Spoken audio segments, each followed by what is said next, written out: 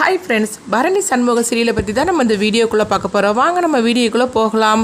குடும்பத்தோட கோயிலுக்கு வராங்க. அப்போ அறிவழகன் ரத்னா கிட்ட வம்பு இழுக்கவும் உடனே கண்ணிட்டே வம்பு இழுத்துட்டு இருக்கிறாங்க. அப்போ கண்ணி சொல்கிறாங்க, இரு நான் எங்கள் அண்ணனை போய் கூட்டிகிட்டு வரேன் அப்படின்னு சொல்லிக்கிட்டு அவங்க சண்முகத்தை போய் கூட்டிகிட்டு வராங்க. சண்முகம் அவங்க பார்க்குறாங்க, நீ தான் என் தங்கச்சிக்கிட்ட வம்பு இழுத்துட்டு இருக்கேன்னு சொல்லி பார்த்துட்டு இருக்கும்போதே உடனே அவங்களுக்கு தெரியுது, அதாவது இவன் நம்ம சின்ன வயசு ஃப்ரெண்ட் ஆச்சு அப்படின்னு சொல்லிட்டு அறிவழகனும் சண்முகமும் ஒவ்வொருத்தரும் கெட்டி பிடிச்சிக்கிட்டு அவங்க சிரிக்க ஆரம்பிச்சிருந்தாங்க. இதை பார்த்துட்டு வீட்டில் உள்ள அவ்வளோருமே அதிர்ச்சி அடைகிறாங்க. முக்கியமாக ரத்னாவை சொல்லலாம். அப்போ வைகுண்டம் கேட்குறாங்க, யார் சண்முகம் அப்படின்னு சொல்லி கேட்கும்போது அப்போ அவங்கள அறிமுகப்படுத்துகிறாங்க.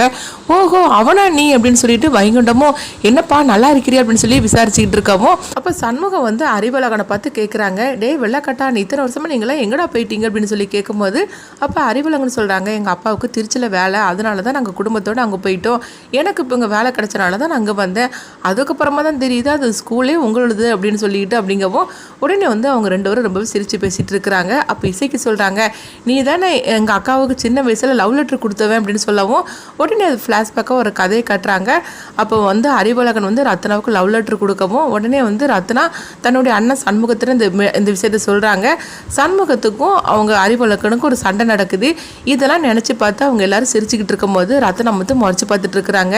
சரிடா நீ எங்கே தங்கியிருக்கிற, எங்கே சாப்பிட்ற அப்படின்னு சொல்லிக்கிட்டு கேட்கவும், எங்கே சாப்பிட்றேன், நானும் ஹோட்டலில் தான் சாப்பிட்டுட்டு இருக்கிறேன், ஸ்கூலில் ஒரு ரூம் இருக்குது அங்கே தான் தங்கிட்டு இருக்கிறேன், வேற என்ன பண்ணுறதுக்கு அப்படின்னு சொல்லவும், சரி நல்ல சாப்பாடு சாப்பிடணும்னா நம்ம வீட்டுக்கு வந்துடு அப்படின்னு சொல்லவும் உடனே ரத்னா ரொம்பவே கோவத்தோடு இருக்கிறாங்க. ஆமாம் இவருக்கு சாப்பாடு ஒன்று தான் குறைவா போச்சு அப்படின்னு சொல்லிக்கிட்டு அண்ணனை கூட்டிகிட்டு வந்தால் இவர் நல்லா திட்டுவாருன்னு பார்த்தாக்கி இங்கே என்னன்னா வேறு மாதிரிலாம் நடந்துட்டு இருக்கு அப்படின்னு சொல்லி பார்த்துட்டு இருக்கவும் அப்போ அறிவழகன் கண்ணிட்ட சொல்கிறாங்க, என்ன கண்ணி உங்கள் அண்ணனை என்னை அடிக்கிறதுக்காக தானே கூட்டிகிட்டு வந்தேன், இப்போ பார்த்தியா அப்படின்னு சொல்லவும் கனி உடனே எதுவுமே பேசாமல் முறைச்சி பார்த்துட்டு இருக்கிறாங்க.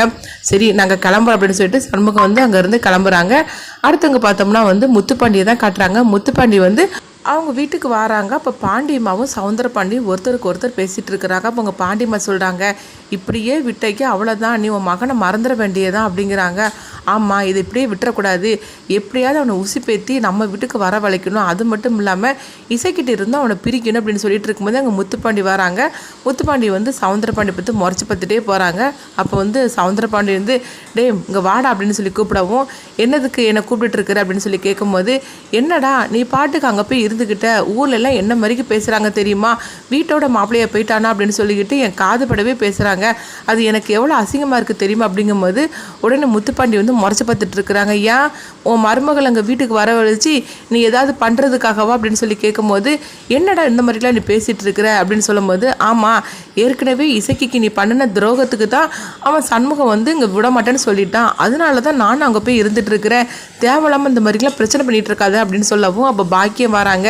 டே முத்துப்பாண்டி சாப்பிட வாடா, எதுக்காக நீ அவர்கிட்ட போய் நின்று பேசிகிட்டு இருக்கிற அப்படிங்கும்போது உடனே பாண்டியம்மா சொல்கிறாங்க, சவுந்தரபாண்டி பார்த்தியா இது எல்லாத்துக்கான அவன் பொண்டாட்டி பாக்கியம்தான், அவனே பேசினாலும் இவன் விடமாட்டா பாரு, அது மட்டும் இல்லாமல் அவன் மனசை கூட நம்ம மாற்றிடலாம், ஆனால் இவன் மாறவும் விடமாட்டா அப்படின்னு சொல்லவும் இவங்க எல்லாத்துக்கும் அடுத்தது நான் ஒன்று வச்சுருக்கேன் அப்படின்னு சவுந்தரபாண்டி சொல்லிட்டு இருக்கிறாங்க.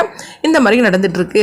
அடுத்து என்ன நடக்குன்னு சொல்லி பார்த்தோம்னா அவங்க சண்முகம் அறிவழகனை தன்னுடைய வீட்டுக்கு சாப்பிட்றதுக்காக கூப்பிடவும் அப்போ அறிவழகனும் வரேன் அப்படின்னு சொல்லியிருந்தாங்க. அடுத்து பார்த்தோம்னா ரத்னா ஸ்கூலில் வேலை பார்த்துட்டு இருக்கும்போது அப்போ அறிவழகன் ரத்னா கிட்ட ரொம்பவே வம்பளக்க ஆரம்பிச்சிருந்தாங்க.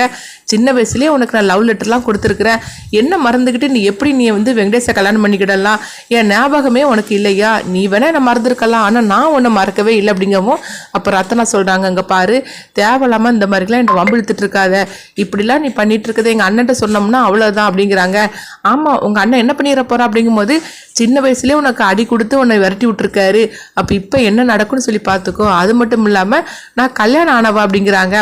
ஆமாம் கல்யாணம் முடிஞ்சாலும் என்ன, நீ உன்னை புருஷன் கூடயே வாழ்ந்துக்கிட்டு இருக்கிற, அதுவும் வெங்கடேஷ் பற்றி தான் தெரிஞ்சு போச்சுத, அதனால ஒரு கவலையும் கிடையாது, பேசாமல் அவனை டைவர்ஸ் பண்ணிடு, நம்ம ரெண்டு பேரும் கல்யாணம் பண்ணிக்கிடலாம் அப்படிங்கவும் இங்கே பாரு இந்த மாதிரிலாம் என் விளையாட்டு தரமெல்லாம் பேசிகிட்டு இருக்காத, எனக்கு எரிச்சலாக இருக்குது அப்படின்னு சொல்லிட்டு ரத்னா அவங்க பாட்டு முறைச்சி பார்த்துட்டு போகவும் இதெல்லாம் பார்த்துட்டு அறிவழகன் சிரிச்சுக்கிட்டு இருக்கிறாங்க. அடுத்ததாக சண்முகம் அறிவழகனை தன்னுடைய வீட்டுக்கு சாப்பிட அழைக்கவும் அவங்களும் வராங்க. உடனே அவங்க எல்லாத்துக்கிட்டே ரொம்பவே சகஜமாக அறிவழகன் ரொம்பவே கிண்டல் பண்ணி சிரிச்சுக்கிட்டு இருக்கவும் அப்போ இசைக்கு வீரா எல்லாருமே சொல்லிட்டு இருக்கிறாங்க, பரவாயில்லையே இவ்வளோ ஜாலியாக நீங்கள் பேசிகிட்டு இருக்கிறீங்களே, வாத்தியார்னு சொன்னால் ரொம்ப முறப்பாலாம் இருந்துட்டு இருப்பாங்க, ஆனால் அவங்கள பார்த்தா அப்படியே தெரியலையே, எவ்வளோ ஜாலியாக நீங்கள் பேசிகிட்டு இருக்கிறீங்க அப்படின்னு சொல்லி பேசிகிட்டு இருக்கவும் அப்போ வீட்டு வாசலில் ஒரே சத்தமாக கேட்குது. என்னன்னு சொல்லி பார்த்தோம்னா வெங்கடேஷ் வந்து தன்னுடைய அம்மாவோட வந்து நிற்கிறாங்க.